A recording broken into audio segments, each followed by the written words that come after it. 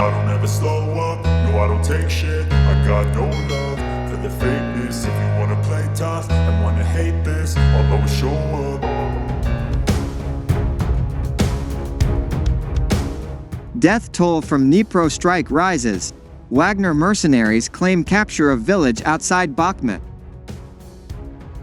As investigations continue into the cause of a helicopter crash near Kyiv on Wednesday that killed the country's interior minister and several of his colleagues, Ukraine's President Volodymyr Zelensky said the tragedy was a consequence of the war. This helicopter crash is not an accident because it has been due to war, and the war has many dimensions, not just on the battlefields. There are no accidents at wartime. These are all war results. Every death is a result of the war, he told the World Economic Forum in Davos, Switzerland, on Wednesday. After repeated revisions to the death toll Wednesday, it's now believed that 14 people died in the incident, including all 9 people on board the helicopter and at least 1 child. The crash took place near a kindergarten and residential buildings. In other news, Russia's Federal Security Service said Thursday that it had initiated a criminal case against a U.S. citizen on suspicion of espionage, saying, "The American is suspected of collecting intelligence information on biological topics," but provided few other details. Ukraine's First Lady calls on Davos to keep funding humanitarian support as war with Russia nears 1-year mark. Ukraine's First Lady called on businesses and politicians at Davos to keep funding humanitarian support for her war-weary country. First human, then capital.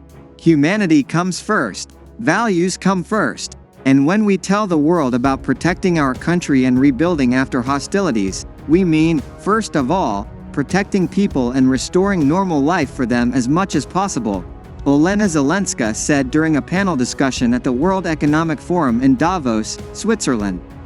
Zelenska was joined by Ukrainian Prime Minister Denis Shmyhal and First Deputy Prime Minister Yulia Sviridenko. State Department aware of unconfirmed reports of espionage case opened on U.S. citizen in Russia. The State Department said it was aware of unconfirmed reports of an espionage investigation regarding a U.S. citizen in Russia. Generally, the Russian Federation does not abide by its obligations to provide timely notification, often detention of U.S. citizens in Russia, Deputy Spokesman Vedant Patel said during a daily press briefing when asked about the matter. Russian authorities also don't regularly inform the embassy of the trials, sentencing, or movement of U.S. citizens.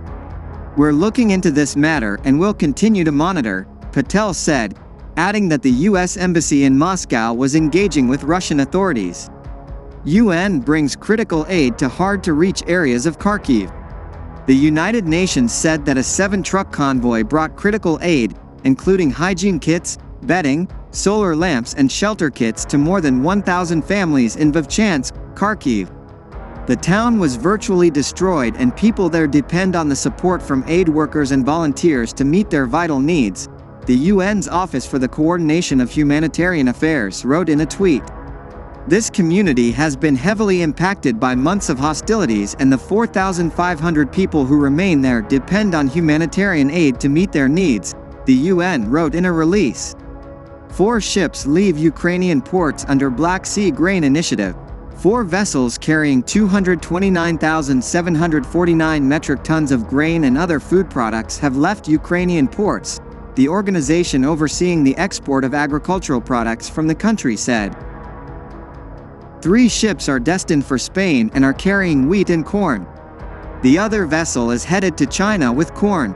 The Black Sea Grain Initiative, a deal brokered in July among Ukraine, Russia, Turkey and the United Nations, eased Russia's naval blockade and saw 3 key Ukrainian ports reopen. So far, more than 660 ships have sailed from Ukrainian ports. The European Union's Assembly called on the member states to back the creation of a special court to judge any war crime of aggression by Russia in Ukraine. The non-binding resolution was approved by a 472-19 vote with 33 abstentions in the European Parliament, and underscored the EU's willingness to make sure Moscow should be brought to justice for Russia's invasion of Ukraine. The legislature called on the EU to work in close cooperation with Ukraine to seek and build political support in the UN General Assembly and other international forums, for creating the special tribunal for the crime of aggression against Ukraine. The call came despite the chief prosecutor of the International Criminal Court saying his court was capable of effectively dealing with war crimes committed in Ukraine. Zelensky presents EU Council President with an award and discusses Ukrainian EU membership. Ukrainian President Volodymyr Zelensky awarded the European Council President Charles Michel with the Order of Merit title following their talks in Kyiv. "I welcome President of the European Council Charles Michel to Ukraine.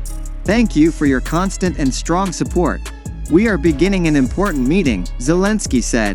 The Ukrainian leader also said that he will start negotiations on Ukraine's membership in the European Union this year. "We have a great motivation, a great desire, and we are moving forward," he added.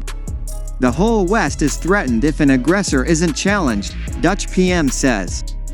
Dutch Prime Minister Mark Rutte said Russia's invasion of Ukraine could eventually affect more of Europe if other nations do not challenge Moscow. "If an aggressor is not challenged and can go about his business, it won't end with Ukraine. The whole West is threatened," Rutte told CNBC at the World Economic Forum in Davos, Switzerland. "People feel that this is about values, that we cannot accept one country invading another country." Rutte also said Europe needs to do more to help Ukraine, but that the issue of sending tanks is a sensitive decision.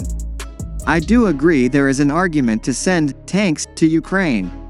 There is also an argument to take the decision in conjunction with others, including our friends in the US, he said, adding that he was fairly optimistic that the situation could get to a landing spot.